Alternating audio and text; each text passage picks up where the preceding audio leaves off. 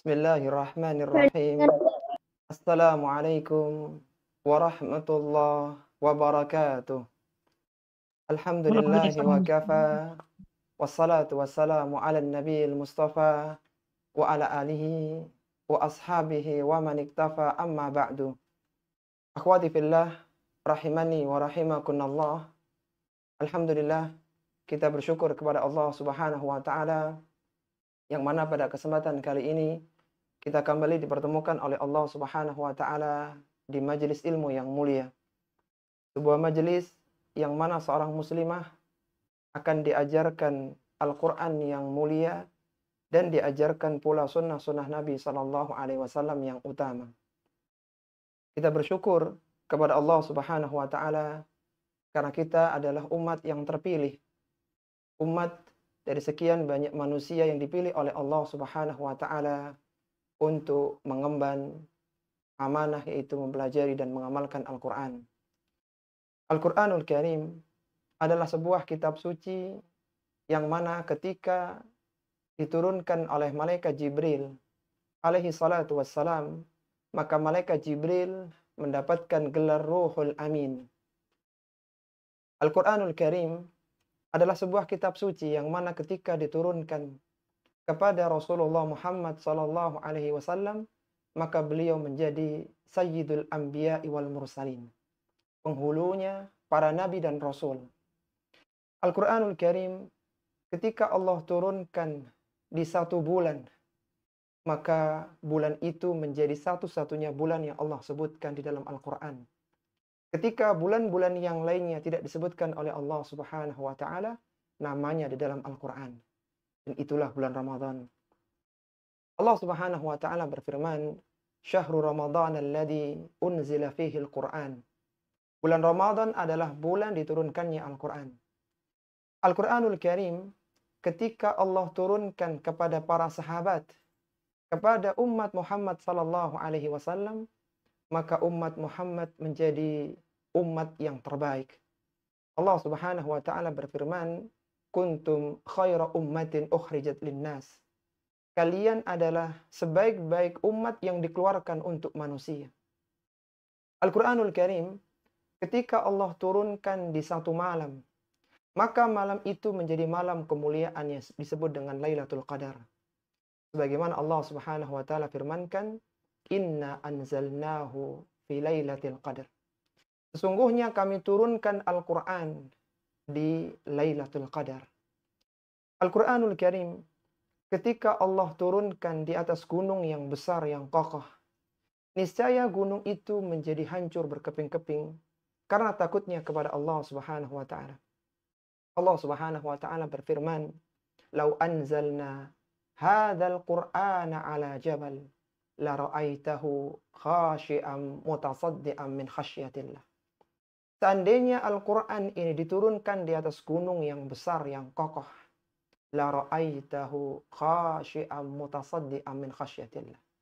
Niscaya kalian akan melihat gunung itu hancur berkeping-keping karena takutnya kepada Allah Subhanahu wa taala. Ketika manusia berlomba-lomba ingin menjadi yang terbaik, dia ingin menjadi pelajar yang terbaik, menjadi manusia, menjadi mahasiswa yang terbaik, menjadi pegawai yang terbaik. Karena orang-orang yang terbaik akan mendapatkan apresiasi. Tahukah kita siapa manusia yang terbaik menurut Nabi sallallahu alaihi wasallam? Kata Nabi sallallahu alaihi wasallam, "Khairukum man ta'allama al-Qur'ana wa 'allamahu." Sebaik-baik kalian adalah orang yang belajar Al-Qur'an dan yang mengajarkan Al-Qur'an.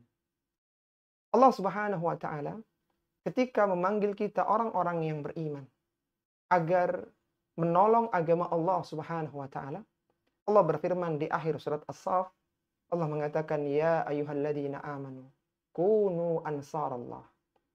Wahai orang-orang yang beriman, jadilah kalian menjadi penolong agama Allah.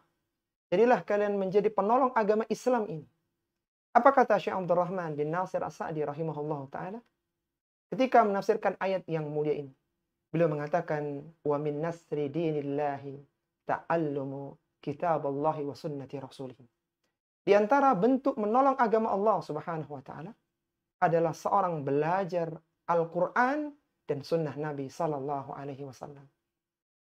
Maka sungguh beruntunglah kaum muslimin yang diturunkan Al-Quran kepada mereka. Al-Quran adalah seagung-agung kitab suci dan seutama mukjizat Nabi Sallallahu Alaihi Wasallam. Kalaulah dahulu Rasulullah Sallallahu Alaihi Wasallam pernah membelah bulan sebagai bentuk kebenaran nubuwah Rasulullah Sallallahu Alaihi Wasallam, dan kita tidak melihat kejadian itu, maka sampai sekarang awal-awal surat Al-Qamar yang menggambarkan bagaimana bulan terbelah menjadi dua bagian, dan itu tidak pernah dilakukan oleh nabi-nabi sebelumnya. Yang satu bagian berada di atas bukit Sofa, dan satu bagian yang lainnya berada di bukit Marwah. Kemudian bersatu kembali dengan izin Allah Subhanahu wa Ta'ala. Maka kejadian itu bisa kita baca di awal-awal surat Al-Qamar.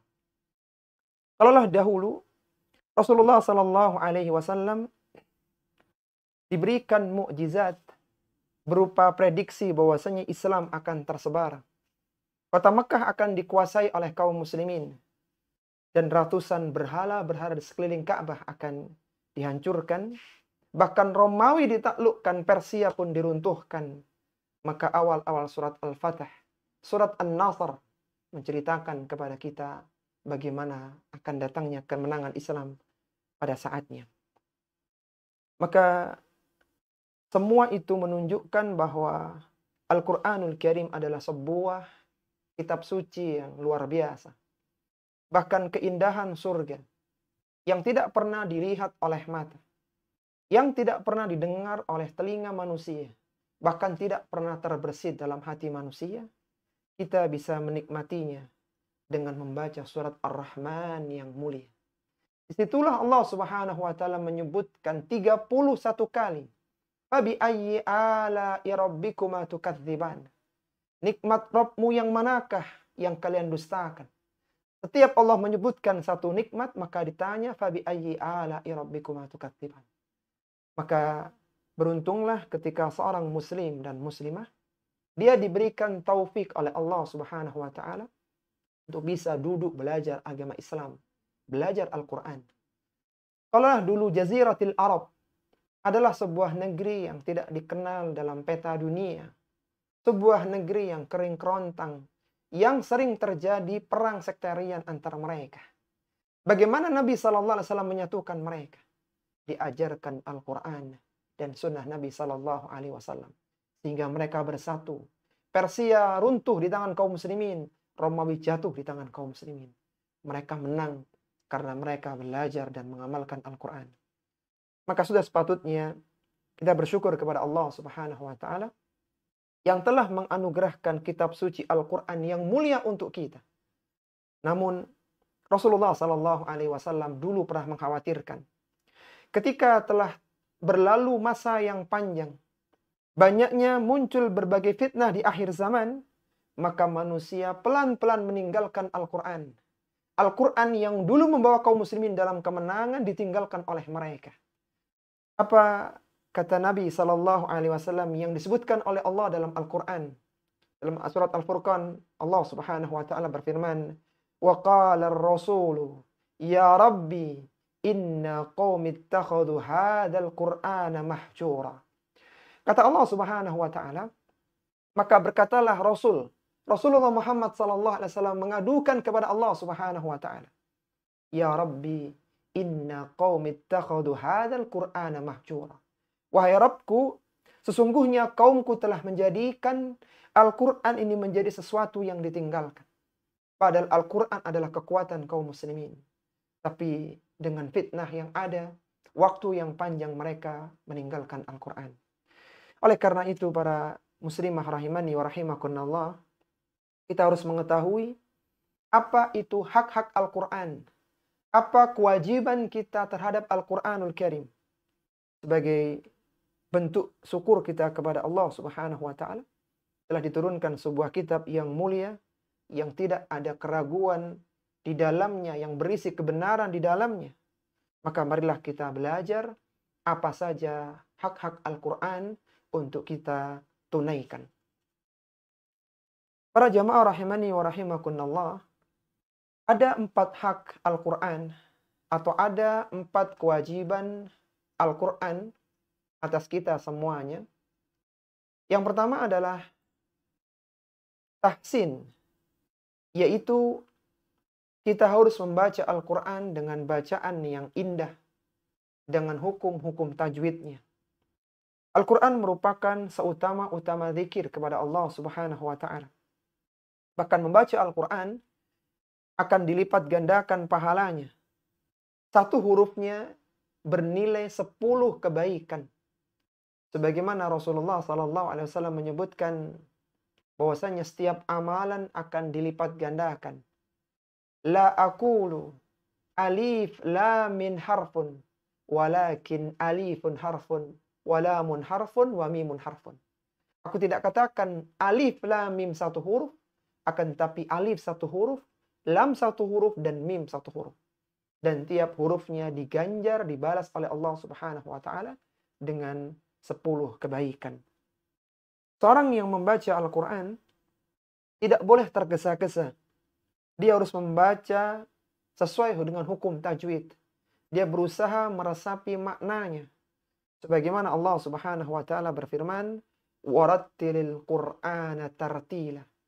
Dan bacalah Al-Quran dengan tartil, dengan perlahan-lahan, tidak tergesa-gesa, sehingga seorang bisa meresapi maknanya. Apa kata Imam Nawawi rahimahullahu ta'ala? Beliau mengatakan, qala al-ulama wa tartilu mustahabbu litadabbur walakinnahu aqrabu ilal ijlali wa tawakkiri wa ashaddu ta'thiran fil qalbi. Kata Imam Nawawi rahimahullahu ta'ala, para ulama kita mengatakan membaca Al-Quran dengan tartil itu dianjurkan untuk tujuan tadabbur, kita mendalami, memahami makna-makna Al-Quran. Karena yang demikian itu lebih dekat kepada sikap pengagungan dan penghormatan serta lebih membekas di hati. Seorang muslim dan muslimah, dia disunnahkan untuk membaguskan bacaan Al-Qur'annya. Sebagaimana Rasulullah sallallahu alaihi wasallam bersabda, "Zayyinul Qur'ana bi aswatikum." Hiasilah Al-Qur'an dengan suara kalian. Dia membaca dengan tartil, dengan tajwid, dan diperindah bacaannya. Dan hukum-hukum tajwid secara umum itu berkumpul pada 3 muara. Yang pertama adalah mampu membedakan makharijul huruf. Dia mampu membedakan di mana tempat keluarnya masing-masing huruf. Huruf alif tidak sama dengan huruf ain. Huruf ha tidak sama dengan huruf ha. Huruf ghain tidak sama dengan huruf kha.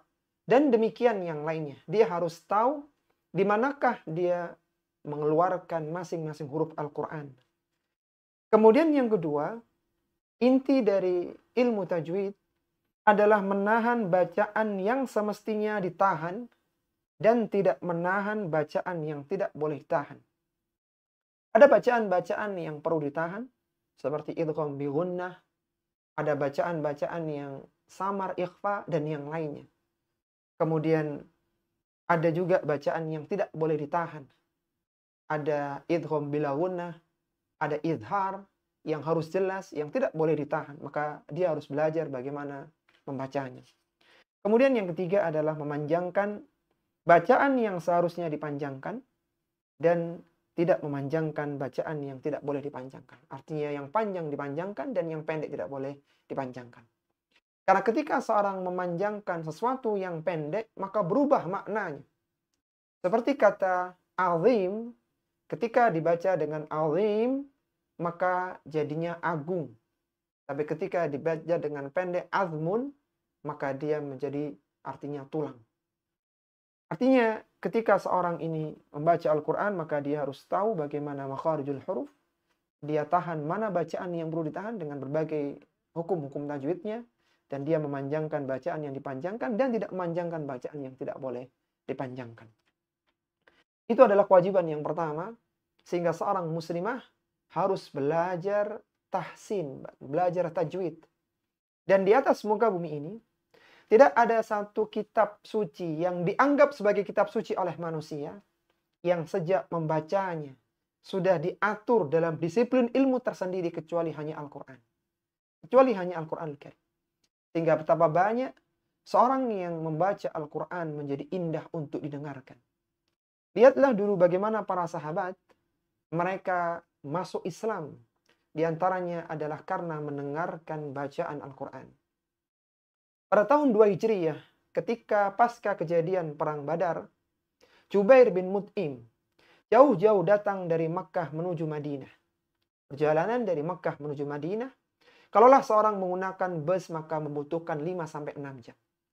Kalaulah seorang itu menaiki kereta Haramain Express yang kecepatannya 500 km per jam, maka butuh 2 jam lamanya perjalanan dari Makkah ke Madinah. Jubair bin Mut'im datang dalam posisi menjadi seorang yang masih musyrik ketika itu. Dia datang ingin memerdekakan tawanan Perang Badar. Kemudian dia mendengarkan Nabi SAW di waktu maghribnya di Madinah membaca surat At-Tur. Di antaranya bacaan Am khuliqu min ghairi syai'in am humul khaliqun. Apakah mereka ini diciptakan tanpa adanya pencipta ataukah mereka menciptakan diri mereka sendiri? Kemudian didengarkan kata demi kata, ayat demi ayat dalam surat At-Tur yang mulia itu. Apa kata Jubair bin Mut'im dalam Sahihul Bukhari? Beliau mengatakan kadal qalbi an yatira. Mendengar bacaan-bacaan itu hatiku serasa terbang. Kata Al-Hafidz Ibnu Katsir rahimahullahu taala, itu adalah kejadian awal yang menjadikan Jubair bin Mut'im masuk ke dalam agama Islam di kemudian harinya. Siapa pula Al-Fudail bin Iyad? Al-Fudail bin Iyad adalah seorang pembegal yang ketika dia membegal itu sendirian dan ketika sudah dihadang kafilah dagang dihadang oleh Fudail bin Iyad, maka besar kemungkinan mereka akan bisa selamat. Al-Fudail bin Iyad, maka suatu ketika dia naik di atas rumah orang di malam harinya dan dia mendengarkan satu firman Allah Subhanahu wa taala, alam ya'ninil ladzina amanu. Bukankah telah tiba saatnya orang-orang yang beriman hatinya tunduk kepada Allah Subhanahu wa taala. Maka dia mengatakan, bala wallahi ya Rabbi. Dia turun dan dia bertobat. Dia sholat subuh di masjid. Dan dia pun menjadi ulama yang besar. Dan banyak lagi kisah-kisah yang lainnya para akhwat rahimani wa rahimakunallah. Dari mana mereka meningkat keimanannya karena mereka mendengarkan bacaan Al-Quran yang dibaca dengan benar. Maka itu menjadi salah satu kewajiban seorang muslim dan muslimah. Dia belajar tahsin, belajar ilmu tajwid. Kemudian kewajiban yang kedua adalah tahfidz. Seorang harus berusaha untuk menghafal Al-Quran.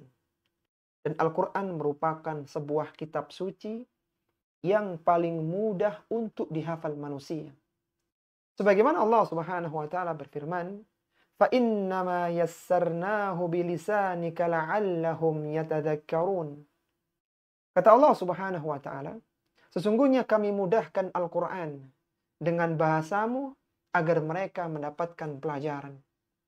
Dan Allah Subhanahu wa taala juga berfirman dalam surat Al-Qamar, وَلَقَدْ يَسَّرْنَا الْقُرْآنَ لِلذِّكْرِ فَهَلْ مِن مُدَّكِرٍ. Sungguh kami telah mudahkan Al-Quran untuk diambil pelajaran. Fahal min muddakir. Maka siapakah yang mau mengambil pelajaran dari Al-Quran? Kita tahu akhwati fillah rahimani wa rahimakunallah. Dalam kehidupan dunia saja, antar makhluk itu punya bahasa. Manusia punya bahasa, binatang punya bahasa. Manusia tidak bisa mengikuti bahasa binatang. Andai kata mereka bisa mengikuti, maka manusia tidak paham bahasa binatang. Itu antar makhluk. Walillahil mathalul a'la. Dan Allah Subhanahu wa taala adalah permisalan yang tinggi. Maka bagaimana mungkin seorang makhluk bisa mengikuti bahasa Rabb semesta alam?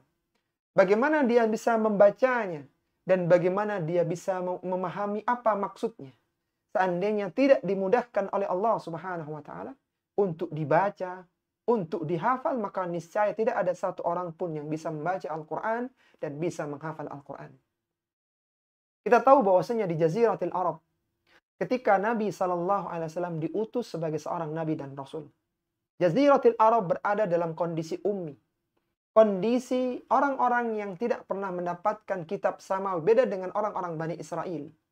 Jaziratul Arab ketika itu adalah orang-orang yang ummi, yang mayoritas mereka tidak bisa baca dan tulis. Akan tapi dengan talaki dari Nabi Sallallahu Alaihi Wasallam, Abu Bakar yang usianya 2 tahun lebih sepuh daripada Nabi, itu bisa menghafal banyak ayat-ayat Al-Quran. Banyak para sahabat yang dia tidak bisa baca, mereka tidak bisa baca, tapi mereka bisa hafal Al-Quranul Karim yang mulia. Karena sungguh Al-Quran mudah untuk dihafalkan. Ada beberapa kiat untuk antunna semuanya. Semoga antunna termotivasi untuk menghafal Al-Quran yang mulia. Karena kalaulah gunung saja bisa hancur dengan Al-Quran, bagaimana kiranya ketika seorang muslimah dia punya hafalan di hatinya, di dadanya, maka bagaimana beruntungnya ketika dia bertemu dengan Allah Subhanahu wa taala.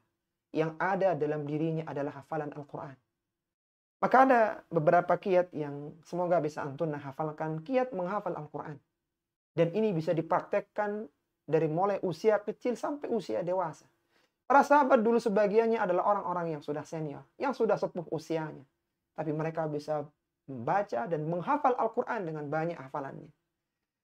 Ada beberapa kiat. Yang pertama adalah mengikhlaskan niat menghafal Al-Quran karena Allah Subhanahu wa taala. Luruskan bahwasanya antunna ingin menghafal kitabullah sebaik-baik perkataan. Kalaulah beberapa orang mengkoleksi kata-kata mutiara dari manusia, maka ketahuilah yang antunna hafalkan adalah kitabullah, firman Allah Subhanahu wa taala, ucapan Rabb semesta alam yang telah menciptakan antunna. Maka ikhlaskan niat menghafal Al-Quran karena Allah Subhanahu wa taala. Kemudian gunakan satu mushaf dan usahakan untuk menggunakan mushaf saku pojok ya. Yang biasanya itu akhir dari lembar itu akhir ayat.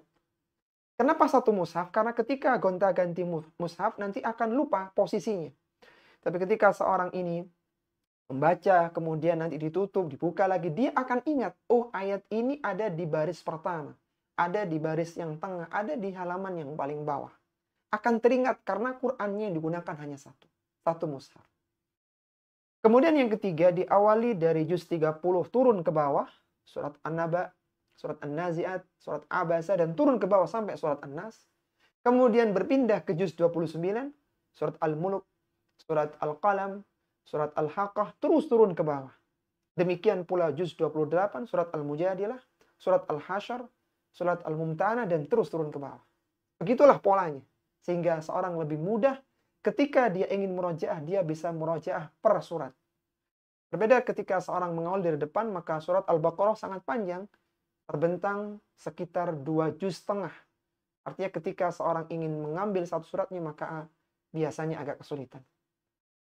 Kemudian yang keempat adalah waktu menghafal bisa dilakukan di sela-sela waktu antara iqamah sholat ya. Jadi misalnya antunna di rumah, maka ketika adzan dan antara adzan dan iqamah atau ketika akan menunggu sholat berjamaah bersama putri-putri antunna bisa menghafal. Di sana adalah saat waktu yang bisa menghafal atau waktu-waktu yang lain. Kemudian cara menghafalnya adalah silahkan antunna baca satu ayat dibaca 5 kali. Dibaca 5 kali ayat itu, lalu dicoba ditutup tanpa melihat mushaf. Jadi misalnya amma yatasaalun anin naba'il azim alladzi hum fihi mukhtalifun. Ini kan karena pendek ya. Jadi beberapa ayat dalam satu baris misalnya. Antunna baca 5 kali diulang-ulang kemudian ditutup mushafnya. Coba dibaca. Kalau belum hafal dibuka lagi, dibaca 5 kali atau 3 kali ditutup lagi. Lakukan berulang-ulang seperti itu.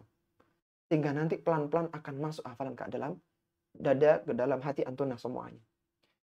Kemudian bantu dengan menyimak murotal di surat yang sedang dihafal. Kalaulah antunna sekarang berada di surat An-Naba, maka yang diputar di rumah, di mobil, di HP antunna adalah surat An-Naba. Cari qori yang antunna sukai, kemudian didengarkan. Jangan yang lainnya, fokus di surat An-Naba saja. Sampai selesai surat An-Naba itu. Kemudian ketika luang maka dilakukan murojaah. Kapan murajaahnya? Kan sudah hafal ya, meskipun kadang-kadang masih lupa ya, karena masih awal-awal, terlupakan. Ketika Antuna sedang menjemput anak, misalnya sedang perjalanan, Antuna baca. Amma yatasaalun, dan seterusnya. Kemudian ketika masak, Antuna bisa baca. Itu waktu-waktu murajaah. Bisa. Yang dihafal aja. Ketika nanti terlupakan, maka buka mushaf lagi. Kemudian, supaya tidak terjadi kesalahan, setorkan hafalan Antuna kepada ustazah. Karena ketika seorang salah dalam menghafal, sesuatu yang harusnya pendek dipanjangkan, dan itu sudah menancap akan sulit. Tapi ketika distorkan, maka akan diluruskan. Ini harusnya panjang. Ini harusnya pendek, tidak boleh dipanjangkan. Seperti itulah cara menghafal Al-Quran. Silakan diulang. Nanti hafal, Antuna hafal juz 30, juz 29, dan seterusnya. Kalaulah kita boleh hitung-hitungan ya. Seandainya Antuna sehari itu, setiap sholatnya, Antuna bisa hafal 3 baris saja. Tiap selesai sholat 3 baris. Meskipun hafalannya masih belum menancap ya, belum mungkin, maka 5 sholat Antuna bisa mendapatkan 5 baris. 15 baris, 15 baris. Dan 15 baris itu 1 halaman. Kalaulah 1 hari bisa masuk 1 halaman, ya, meskipun itu belum menancap ya, kadang masih agak terlupakan, buka lagi nggak apa-apa. 2 hari 2 halaman, maka dalam 20 hari Antuna akan dapat 20 halaman 10 lembar. Dan itu hampir sama dengan 1 juz. Sebulan 1 juz. Kalaulah Antuna bisa hafal 1 bulan 1 juz, meskipun belum terlalu menancap, maka 2 bulan 2 juz. 3 bulan 3 juz, dan 10 bulan 10 juz. Setahun ada 12 bulan, 2 bulan berikutnya Antuna murajaah. Kalaulah setahun Antuna bisa hafal 10 juz, 2 tahun 20 juz, dan 3 tahun 30 juz. Dengan cara seperti yang kita sampaikan. Menghafal Al-Quran mudah bagi orang yang Allah mudahkan. Walaqad yassarnal Qur'ana lidzikri fahal min muddakir. Apa keutamaan seorang yang sudah hafal Al-Quran? Salah satunya ketika didirikan salat berjamaah. Siapa yang paling berhak untuk menjadi imam salat? Ketika seorang muslimah bersama dengan muslimah yang lain, siapa yang paling berhak menjadi imam salat? Kata Nabi SAW, waliya ummakum aktarukum Qur'anan. Yang berhak menjadi imam di antara kalian, aktarukum Qur'anan. Yang paling banyak hafalan Qur'annya. Ketika tahun 2 Hijriah terjadi perang Uhud, yang menjadikan 70 orang sahabat Nabi terbunuh di medan Uhud. Dan sahabat telah melepuh tangannya menggali liang untuk memakamkan para syuhada Uhud di lereng gunung Uhud. Apa yang dilakukan oleh para sahabat? Mereka gabungkan dalam satu liang itu 3-4 jenazah para syuhada. Dan yang paling bawah, kata Nabi, letakkan yang paling banyak hafalan Al-Qur'annya di tempat yang paling bawah. Tempat yang paling mulia, yang paling bawah. Artinya yang diantara yang dijadikan pertimbangan oleh Nabi adalah yang paling banyak hafalan Qur'annya letakkan yang paling bawah. Dan banyak lagi keutamaan-keutamaan yang lainnya yang semoga bisa memantik semangat Antuna untuk menghafal Al-Quran yang mulia.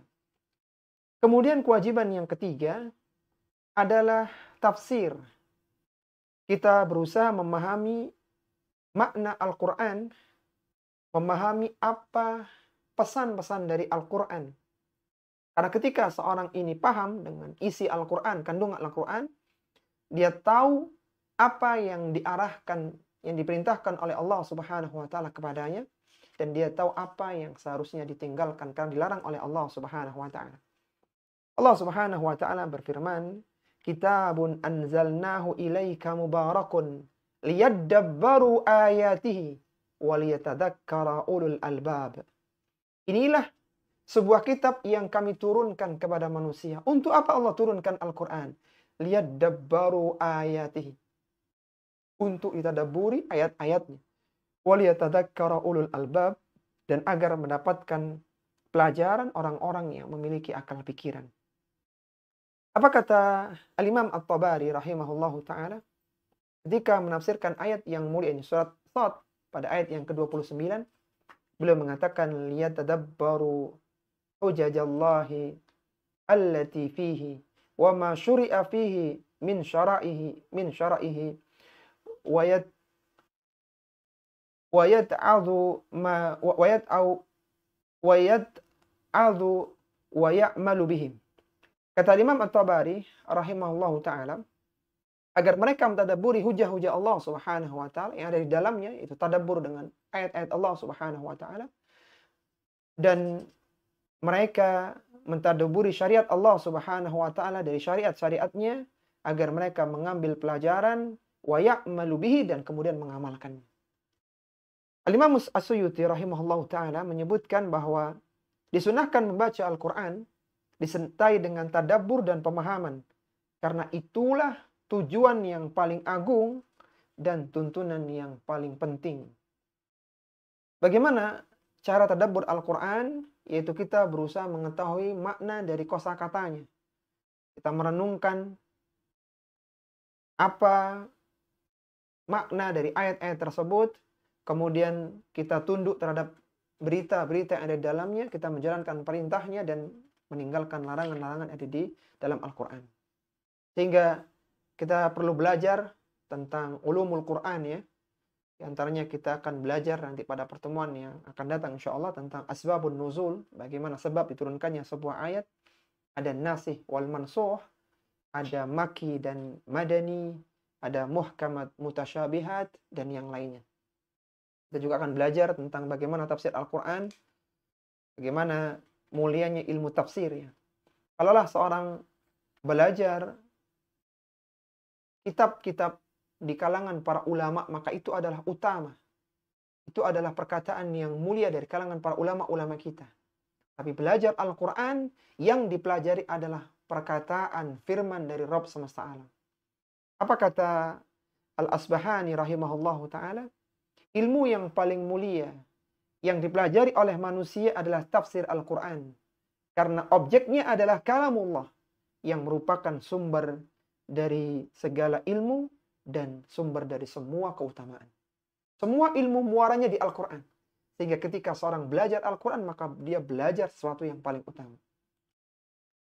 Kemudian, akhwati fillah rahimani wa rahimakumullah, belajar Al-Quran ini butuh waktu yang sangat panjang ya. Abdullah bin Umar radhiyallahu ta'ala anhumah, beliau belajar surat Al-Baqarah itu durasinya 8 tahun.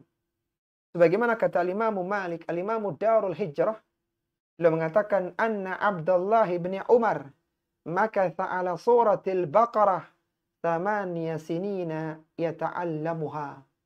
Abdullah bin Umar, beliau fokus belajar surat Al-Baqarah, 200-an ayat itu, dalam waktu 8 sinin, 8 tahun lamanya. Beliau belajar 8 tahun. Maka nanti ketika sudah selesai daurah, Allah akan dilanjutkan dengan kajian tafsir Al-Quran. Semoga antuna diberikan keistiqomahan dalam mempelajarinya. Karena memang belajar Al-Quran ini panjang waktunya, dan sambil kita amalkan isinya. Kemudian yang keempat, kewajiban kita adalah tadbik, yaitu mengamalkan Al-Quran, isi Al-Quran dalam kehidupan. Setelah kita tahu apa pesan-pesan Al-Quran, perintah Allah dalam Al-Quran, larangan Allah yang ada dalam Al-Quran, maka kita berusaha mempraktekkannya, mengamalkannya dalam kehidupan. Dan seorang yang mengamalkan Al-Quran, maka dia akan mendapatkan pahala 2 kali lipat, ketika umat-umat terdahulu hanya mendapatkan 1 kali lipat pahala. Sebagaimana Rasulullah Sallallahu Alaihi Wasallam bersabda, "Utina al-Qur'ana fa'alimna ila ghurubi syamsi fa'utina kiratani kiratani." Kami diberikan Al-Quran, kami mengamalkan Al-Quran di sisa waktu yang ada sebelum terjadinya hari kiamat, dan kami fa'utina kiratani kiratani, kami diberikan masing-masing kami 1 kirat, masing-masing kami diberi pahala 2 kirat ya. Jadi 1 kirat menjadi 2 kirat ya. Mengamalkan Al-Quran ini hendaknya langsung ketika sedang belajar. Ketika antuna besok belajar tafsir, maka antuna belajar, antuna pahami, dan langsung diamalkan dalam kehidupan. Tidak menunggu sampai selesai. Apa kata Abdullah bin Mas'ud? Abdullah bin Mas'ud adalah sahabat pakar tafsir yang wafat tahun 32 Hijriah di Madinah. Beliau mengatakan, "Kana ar-rajulu minna idza ta'allama 10 ayatin lam yujawizhunna hatta ya'rifa ma'anihinna wal amala bihinna." Kata Abdullah bin Mas'ud radhiyallahu ta'ala, sebagaimana dikutip oleh Ibnu Syekhul Islam Ibnu Taimiyah rahimahullahu taala dalam muqaddimah fi usul tafsirnya, seorang laki-laki dari kami jika mempelajari 10 ayat Al-Qur'an, lam yujawizhunna, maka dia tidak meninggalkannya hatta ya'rifa ma'anihinna, sampai dia paham apa maknanya, apa tafsirannya, wal amala bihinna, dan dia mengamalkan 10 ayat tersebut. Dan pengamalan itu paling enak itu dengan bersama-sama. Jadi ketika satu grup ini ada 1000 peserta ya, maka bersama-sama mengamalkan secara simultan, maka akan semakin baik. Apa kata Abu Abdurrahman As-Sulami rahimahullahu taala? Beliau mengatakan, haddatsana alladzi kanu yaqra'una al-Qur'an ka Utsman bin Affan wa Abdullah bin Mas'ud wa ghairihima. Kata Abu Abdurrahman As-Sulami, seorang tabi'in, telah menceritakan kepada kami para sahabat yang mereka membaca Al-Qur'an, bacakan Al-Qur'an kepada kami. Siapa mereka? Utsman bin Affan. Orang yang ketika bulan Ramadan beliau bisa hatam dengan hataman yang banyak ya. Jadi satu hari satu kali hataman. Kemudian juga menceritakan kepada kami Abdullah bin Mas'ud, seorang yang tahu bagaimana diturunkannya ayat dan kepada siapa ditujukan ayat itu. Dan yang selain mereka, annahum kanu idza ta'allamu minan nabiy sallallahu alaihi wasallam 10 ayatin. Mereka ini ketika belajar 10 ayat dari Nabi sallallahu alaihi wasallam, lam yujawizuha hatta yata'allamu ma fiha minal ilmi wal amal. Maka mereka tidak meninggalkan, tidak berpindah dari 10 ayat itu kecuali mereka mempelajari ilmu dan pengamalannya. Qalu, mereka mengatakan, fata'allamna al-Qur'ana wal ilma wal amala jami'an. Maka kami mempelajari Al-Qur'an, ilmunya dan pengamalannya secara bersama-sama. Dan di sana nanti akan ada perintah dan juga larangan yang perlu diperhatikan. Dan seorang muslim dan muslimah yang dia tidak mengamalkan kandungan Al-Quran, dipermisalkan oleh Allah Subhanahu wa taala dengan permisalan yang sangat buruk. Dipermisalkan seperti seekor keledai yang dia memikul kitab-kitab yang sangat banyak, kitab-kitab kuning yang sangat banyak. Keledai itu lelah berjalan dengan buku-buku kitab yang ada di pundaknya, ada di punggungnya. Dia lelah, dia berat, tapi tidak mencerdaskan keledai itu. Apa kata Allah Subhanahu wa taala dalam surat Al-Jumu'ah pada ayat yang kelima? Allah berfirman, "Mathalul ladzina hummilun Taurata thumma lam yahmiluha kamathalil himar. Kamathalil himari yahmilu asfara. Bi'sa mathalul qaumil ladzina kadzabu biayatillah. Wallahu la yahdil qawmadz zalimin."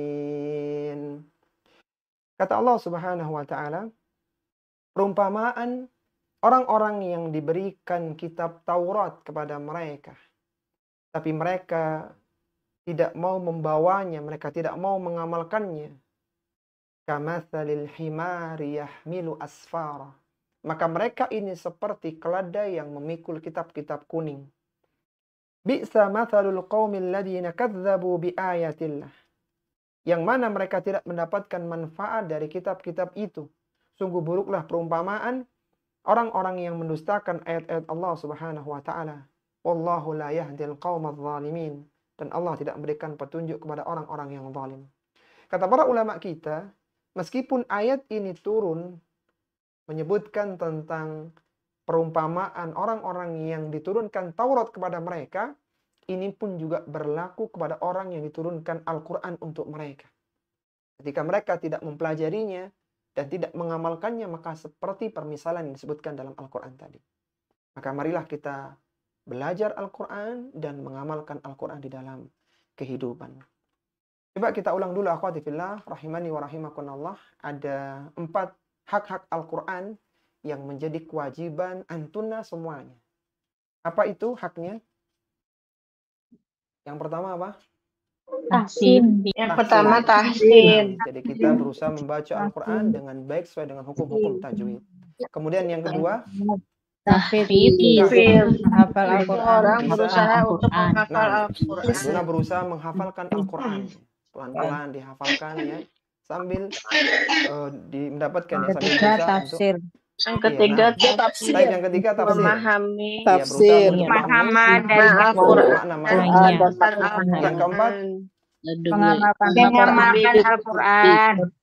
yang keempat apa? Tatbiq. Mengamalkan Mengamalkan dalam Al-Quran di dalam dalam kehidupan Baik. sehari-hari. Baik, luar biasa.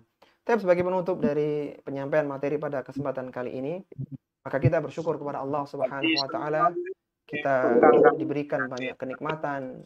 Salah satunya kita diberikan Al-Qur'anul Karim yang mulia. Dan ini merupakan petunjuk bagi seluruh umat manusia dan tidak ada yang bisa mengambil pelajaran dari Al-Qur'an kecuali hanya orang-orang yang beriman. Mungkin ini materi pada kesempatan kali ini. Ana kembalikan ke moderator untuk membuka sesi diskusi. Wassallallahu ala nabiyina Muhammadin wa ala alihi wa sahbihi wa sallama tasliman katsira.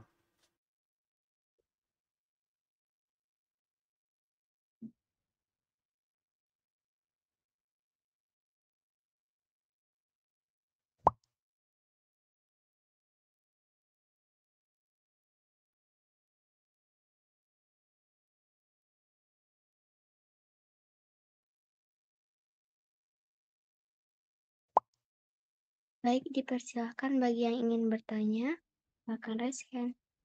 Silakan. Ya, Ustazah mau tanya. Boleh bertanya, Ustazah. Silakan ditunjuk. Boleh bertanya, Ustazah. Yang bertanya pertama kali siapa? Silakan.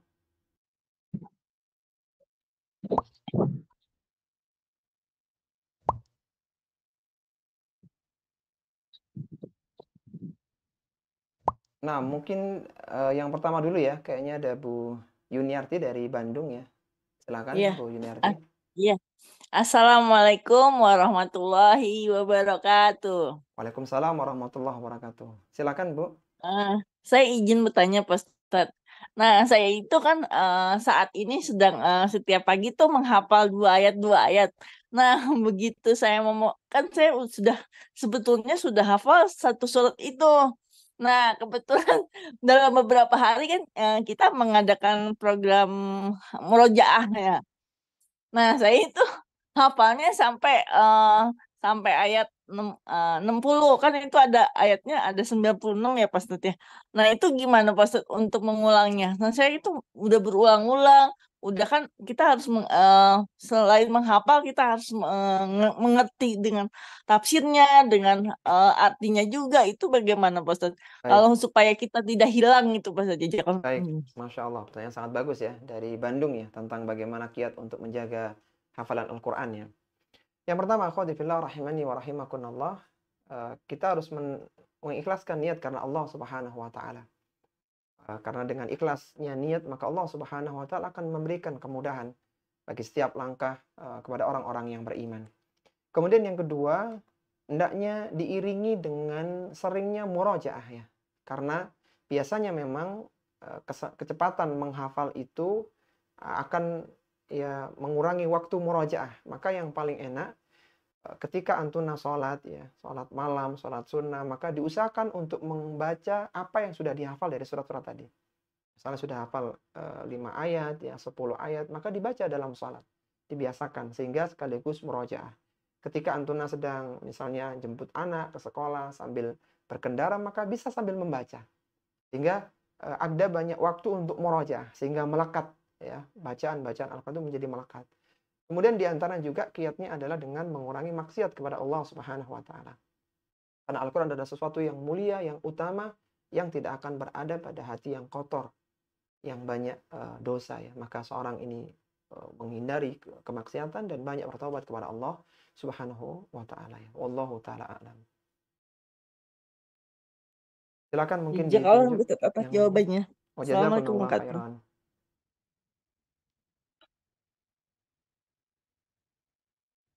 Silakan Ibu Misra Juwita. Assalamualaikum warahmatullahi wabarakatuh, Ustaz. Waalaikumsalam warahmatullahi wabarakatuh. Dari mana, Bu? dari Sijunjung, Sumatera Barat, Ustadz. Sumatera Barat, Masya Allah. Naam, tafadhali. Begini Ustadz, Ana izin bertanya. Bagaimana cara Ana supaya mengembalikan kembali semangat untuk menghafal Al-Quran dan menambah hafalan Al-Quran Ustadz? Karena kemarin Ana sempat menghafal 1,5 juz, tapi karena kadang anak-anak begini Ustadz, ketika anak membaca Al-Quran, anak-anak itu seperti tidak suka Ustadz, kayak hatinya itu tergoresi Ustadz. Terus kalau anak membuka Al-Quran itu dia suruh tutup dan minta bermain Ustadz. Jadi anak Baik, juga jadi suruh Ustadz untuk menghafal dan menambah hafalan begitu Ustadz. baik, Masya Allah. Baik, luar biasa pertanyaan dari Sumatera Barat ya, Bu ya. Baik, Masya Allah, luar biasa pertanyaannya. Bagaimana membagi waktu ya antara menghafal Al-Quran, kemudian dengan kesibukan untuk mendidik anak-anak ya. Yang pertama, kita harus tahu bahwasanya Al-Quran adalah sebuah kitab yang utama. Tadi ketika diturunkan kepada gunung maka hancur, ketika diturunkan kepada para sahabat maka mengangkat derajat mereka, ketika diturunkan pada malam maka menjadi malam kemuliaan. Bagaimana kiranya kalau Al-Quran itu ada di hati antum? Maka ketika sedang mendapatkan musibah, Al-Quran datang sebagai penghiburnya. Ketika antuna sedang terlentang di alam kubur, maka antuna ditemani oleh Al-Quran. Dan demikian seterusnya ketika di mahsyar, bahkan ketika melangkahkan kaki di surga Allah Subhanahu wa taala, maka Al-Quran bersama antuna. Antuna ditemani oleh kalamullah, oleh firman Allah Subhanahu wa taala. Itu adalah sesuatu yang utama dibandingkan dengan ucapan-ucapan makhluk yang lainnya. Maka tanamkan Al-Quran ini utama. Ketika seorang bisa menghafal Al-Quran adalah sebuah keutamaan dan kemuliaan. Siapa kiranya yang akan menemani antuna di alam kubur kalau bukan hafalan Al-Quran antuna? Siapa yang akan menghibur antuna di tengah kesedihan? Kecuali bacaan lantunan Al-Quran dan kita paham maknanya. Sehingga seolah-olah Allah Subhanahu wa taala datang, artinya turun, memberikan hiburan kepada para hambanya dengan Al-Quranul Karim yang mulia. Maka interaksi Al-Quran menjadikan seorang dekat dengan Allah Subhanahu wa taala. Apa kata Abdullah bin Mas'ud? Beliau mengatakan, "Man ahabbal Qur'an fahuwa yuhibbullaha wa rasulah." Barang siapa yang cinta kepada Al-Quran, maka dia dicintai oleh Allah dan Rasulnya. Kalaulah ada seorang anak, dia dicintai oleh bapak dan ibunya, maka dia akan bahagia. Kalaulah ada seorang pegawai, dia dicintai oleh majikannya, maka dia akan berbahagia. Bagaimana kiranya ada seorang hamba yang dia dicintai oleh Rabb yang telah menciptakannya. Rabb yang telah memudahkan semua urusan-urusannya. Dan salah satu caranya adalah dengan membaca dan menghafal Al-Quran. Siapa Utsman bin Affan radhiyallahu ta'ala? Utsman bin Affan adalah seorang khulafaur rasyidin yang ketika terbunuh di tahun 35 Hijriah, di bulan Dzulhijjah itu, beliau sedang membaca Al-Quran. Kenapa beliau demikian? Karena beliau sangat cinta dengan Al-Quran. Sehingga dekat dengan Allah Subhanahu wa taala melalui kedekatan dia dengan Al-Quranul Karim.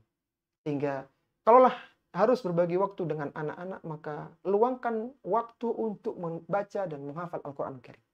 Pagi hari ketika sudah selesai sholat subuh, atau sebelum sholat subuh, antuna bisa membacanya. Sehingga nanti setelah itu maka kesibukan untuk mendidik dan membesarkan anak-anak. Dan demikian pula ketika malam hari, ketika anak-anak sudah istirahat, maka silakan membaca dan menghafal Al-Quran. Demikian seterusnya. Pelan-pelan akan tetapi berusaha membaca dan menghafal Al-Quranul Karim yang mulia. Maka semoga dengan demikian Allah Subhanahu wa taala memudahkan antuna dan kita semuanya dalam membaca dan menghafal Al-Quranul Karim yang utama. Wallahu taala a'lam. Silakan yang lainnya. Assalamualaikum Ustaz. Assalamualaikum. Nah, tafadhali mungkin ditunjuk oleh moderator ya, mungkin. Silakan ditunjuk moderator. Silakan Ibu Zainabun Bukhari.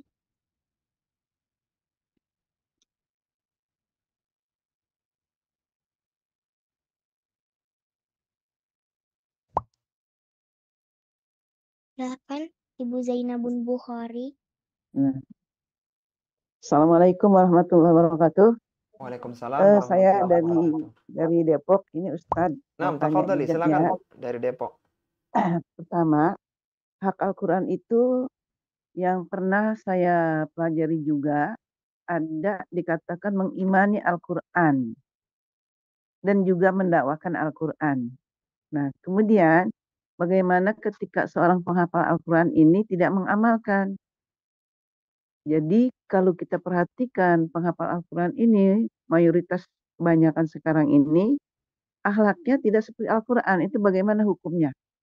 Baik, Masya Allah. Maaf ya, misalnya ada anak-anak, cucu-cucu yang di pondok. Mereka berusaha menghafal Al-Quran, tapi tidak berbekas dalam hati. Tidak terbekas di hatinya, akhirnya akhlaknya itu tidak seperti Al-Quran. Itu hukumnya bagaimana, Ustaz? Baik, Masya Allah. Baik, pertanyaan sangat bagus dari Depok ya, tentang bagaimana ketika Ya, seorang Depok. menghafal, tapi tidak mengamalkannya.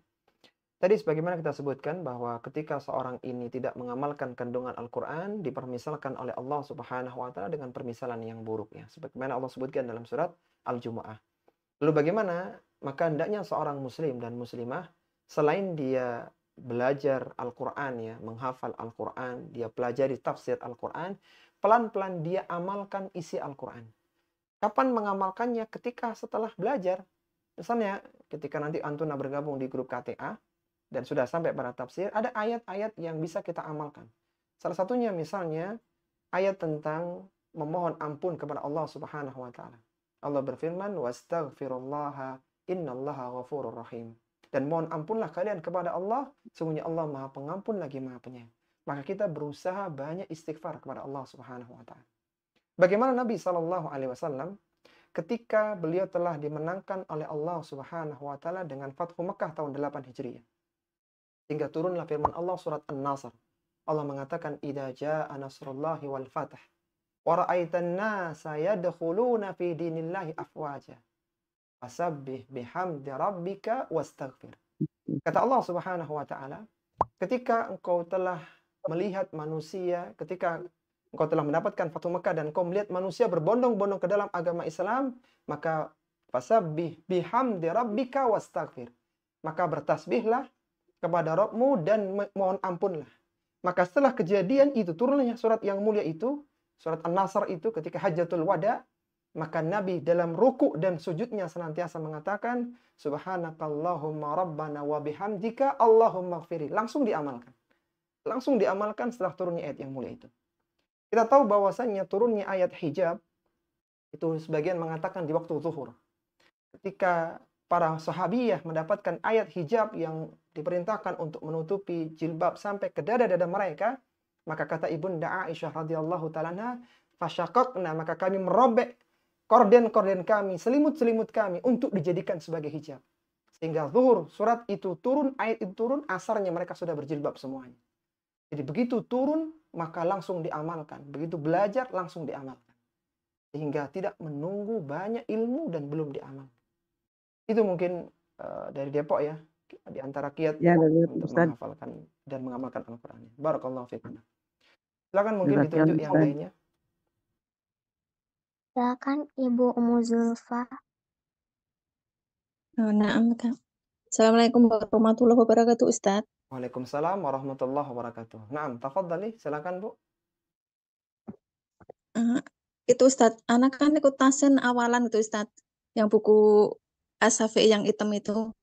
Terus masih banyak kayak PR-PR gitu loh Ustadz, kayak makrojil hurufnya, terus tebal tipisnya gitu. Terus apakah udah mulai boleh menghafal gitu Ustadz?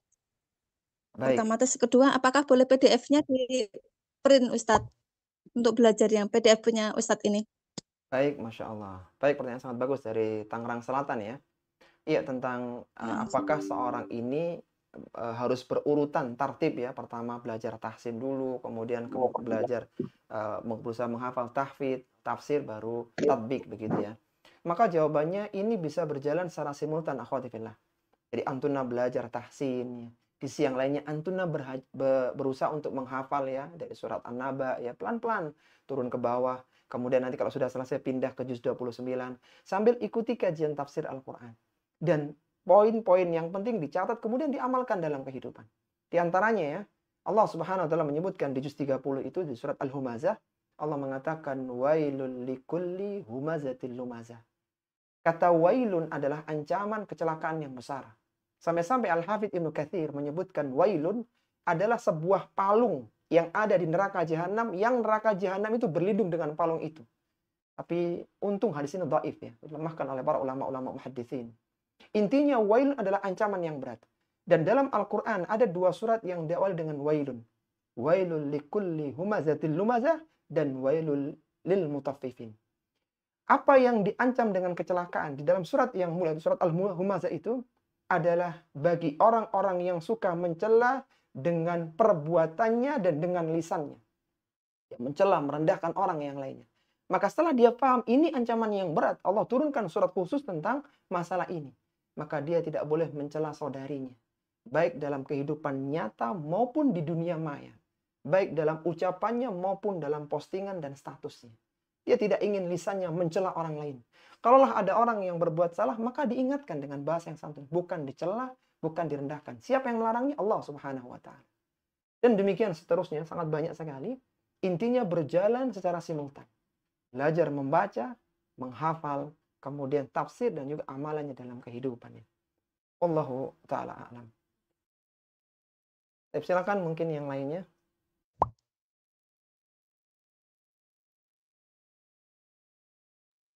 Silakan Ibu Linda. Assalamualaikum Ustadz. Waalaikumsalam warahmatullahi wabarakatuh. Dari mana, Bu? Dari Bekasi Ustadz. Baik, Masya Allah. Silakan dari Bekasi. Ustadz, kebetulan anak-anak kan di Mahat ya. Nah, dia menghafal itu kebetulan Al-Qur'annya hilang gitu. Diminta Al-Qur'an saya gitu loh Ustadz. Sebenarnya saya agak berat hati juga karena kalau diganti-ganti itu kan agak susah, agak ragu-ragu gitu. Udah dibilang sama dia padahal Al-Qur'an banyak yang lain tapi dia maunya yang punya yang punya saya gitu Ustadz. Iya. Dibeliin yang lain yang sama, dia maunya, tapi saya juga jadi kacau juga kalau ganti-ganti Al-Qur'an itu.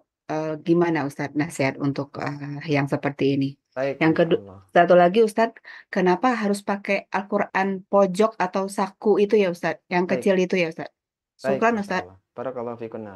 Iya, Assalamualaikum. luar biasa pertanyaan dari Bekasi ya, tentang bagaimana ketika ada anak yang minta Al-Qur'an ya. Kalau nasihat kita maka diberikan saja.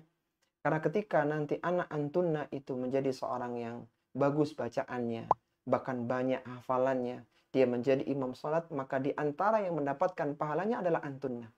Bagaimana sabda Nabi SAW, inna auladakum min kasbikum. Sesungguhnya anak-anak kalian dari usaha kalian. Dalam riwayat yang lainnya beliau menyebutkan, man dalla ala khairin falahu mithlu ajri fa'ili. Barang siapa yang menunjukkan kepada kebenaran dalam kebaikan, maka dia seperti orang yang mengamalkannya. Ketika tunjukkan ini mushaf yang mudah untuk dihafal, ya, dibaca, kemudian dia mengamalkan, antunna mendapatkan pahalanya. Jadi silakan didukung, dimudahkan anak-anak untuk menghafal Al-Qur'an ya. Adapun kalau masalah tadi ya cetakan ya, kenapa pojok? Karena lebih enak begitu. Jadi berhentinya itu di akhir ayat. Alhamdulillah sudah banyak ya, tidak hanya yang mushaf kecil, ada yang besar juga. Jadi itu hanya saran ya. Jadi kalau bisa cari yang ujungnya itu akhir ayat ya. Sehingga enak ngafalinya, kemudian pindah ke halaman baru, itu ayat awal ayat yang baru ya. Hanya saran saja, dan ketika antuna sudah dapat yang seperti itu, menghafal dengan itu, maka usahakan beli cetakan lebih dari satu, karena ketika nanti rusak bisa pakai yang lainnya. Ya, wallahu taala alam. Silakan mungkin yang lainnya. Silakan Ibu Warnani.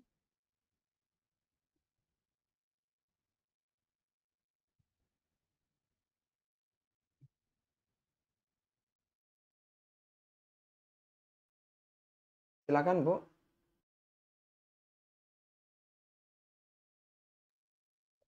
Baik, kalau tidak ada mungkin yang terakhir ya. Kita persilakan Ummu Amar dari USA yang juga bergabung pada kesempatan kali ini. Silakan Ummu Amar.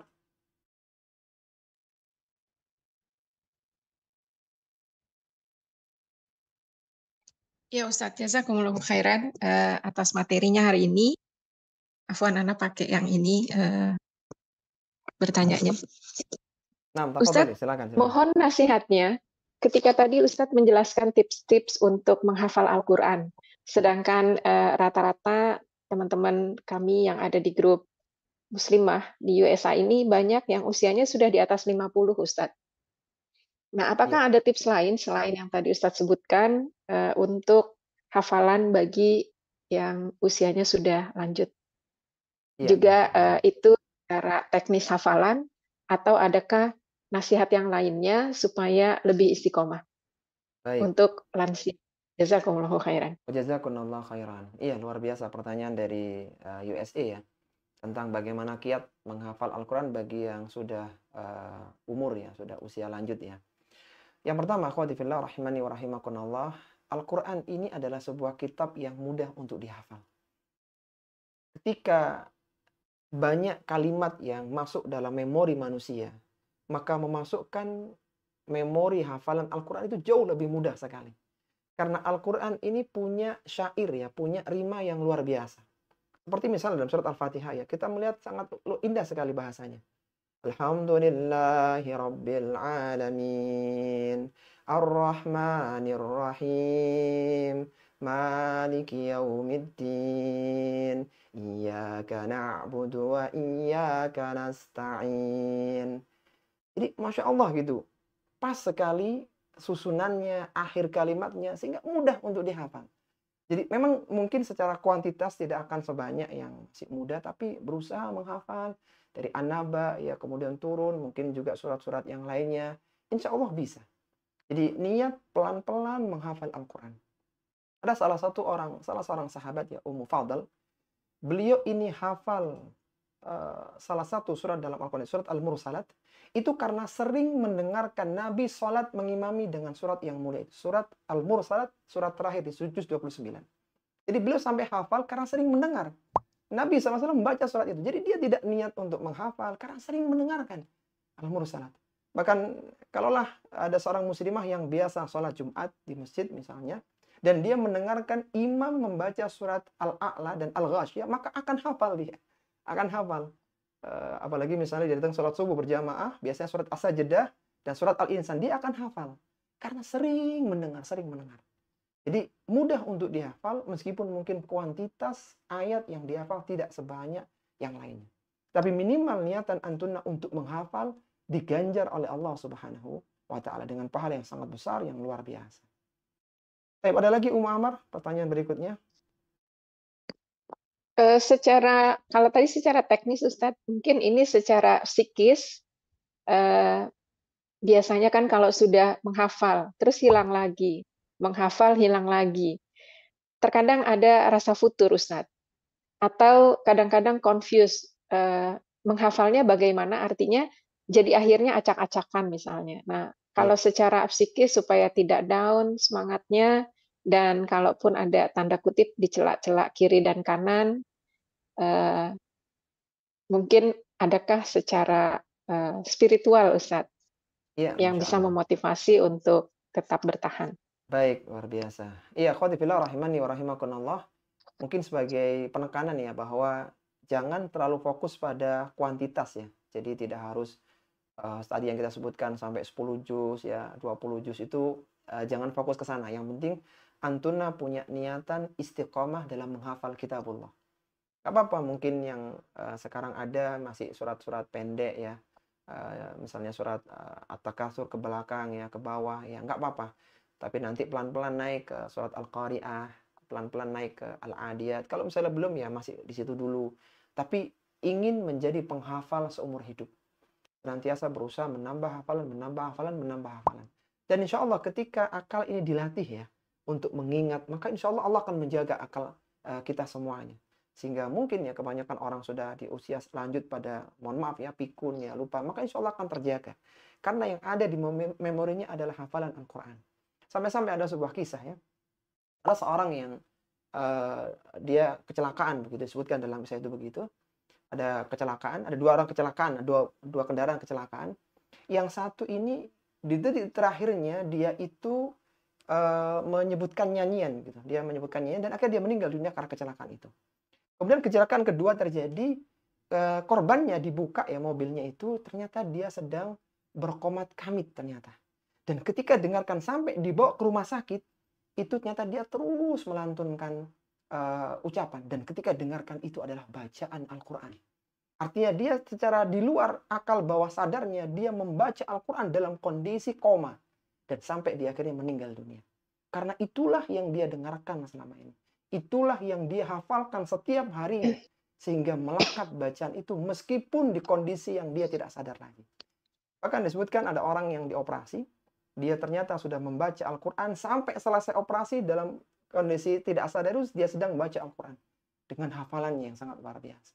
Jadi ala kulli hal, luluskan niat, kemudian jangan fokus di kuantitas, yang penting istiqamah dengan terus menghafal, berusaha menghafal dan murojaah hafalan Al-Quran. Ada lagi Ummu Ammar? Iya, terakhir Ustadz yang singkat ini, Ya, Afwan. tafadhali. Iya, Ustadz, bagaimana bila seseorang ada yang dianugerahi untuk mudah misalnya mengucapkan kha, tetapi di sisi lain ada orang yang sangat sulit mengucapkan ain. Nah, ketika dia sudah belajar tapi tidak pernah sempurna sudah puluhan tahun, apakah kajian-kajian atau ngajinya dia yang sudah lalu itu tetap bernilai pahala, Ustadz? Tetapi masih tetap belajar untuk memperbaikinya. Jazakumullahu khairan. Apakah juga ini termasuk dosa kalau terjadi kesalahan yang tidak sengaja, Ustadz? Baik, Masya Allah, pertanyaan sangat bagus ya sebagai penutup di daurah pada pertemuan kali ini. Jadi ketika seorang belajar dan tidak sempurna, maka tidak mengapa, akhwati fillah rahimani wa rahimakumullah. Sebagaimana Allah Subhanahu wa taala menyebutkan dalam Al-Qur'an di surat At-Taghabun, fattaqullaha mastata'tum. Bertakwalah kalian kepada Allah semampu kalian. Kemudian seorang hendaknya senantiasa berusaha ya, meskipun dia tidak bisa seperti yang sempurna ya. Allah Subhanahu wa taala menyebutkan la yukallifullahu nafsan illa wus'aha. Allah tidak membebani satu jiwa kecuali yang dia mampu untuk melakukannya. Artinya ketika dia sudah berusaha, maka insya Allah dia tetap diganjar oleh Allah Subhanahu wa taala. Jangankan dia belajar kemudian dia bisa atau agak bisa ya. Seorang yang hadir di majelis ilmu, yang dia tidak ada niatan untuk hadir di majelis ilmu, dia kebetulan lewat kemudian duduk saja, disebutkan dalam hadis qudsi, maka para malaikat menanyakan kepada Allah, dan Allah menyebutkan mereka pun juga mendapatkan ampunan, mendapatkan pahala. Mana Allah menyebutkan dalam hadis qudsi yang sering kita sampaikan, humul julasa la yashqa bihim jalisuhum. Mereka itu yang duduk di majelis ilmu, duduk aja, mungkin dia tidak paham, dia tidak bisa, maka la yashqa jalisuhum. Mereka adalah orang-orang yang tidak sengsara, orang-orang yang duduk bersama dengan mereka. Dia tidak sengsara, diampuni dosa-dosanya, mendapatkan pahala yang sangat besar, dan juga yang lainnya. Jadi berpahala meskipun tidak sempurna dalam belajarnya, tapi semoga keistiqomahan dalam belajar menjadikan Allah Subhanahu wa taala tetap meninggikan derajatnya dan mengampuni dosa dan kesalahannya. Wallahu taala alam, mungkin ini ya. Adapun untuk yang belum bisa bertanya, bisa disampaikan di grup, insyaallah besok pagi kita akan buka sesi diskusi dari jam 5 sampai jam 15 sore. Silakan disampaikan yang belum paham, dan jangan lupa untuk mengisi polling presensinya ya. Dan ingat, ini masih pertemuan perdana, silakan istiqomah untuk mengikuti sampai selesai sehingga nanti bisa masuk di kelas kajian tafsir Al-Quran yang sudah kita siapkan insyaallah ta'ala. Taib, ini yang bisa Anda sampaikan.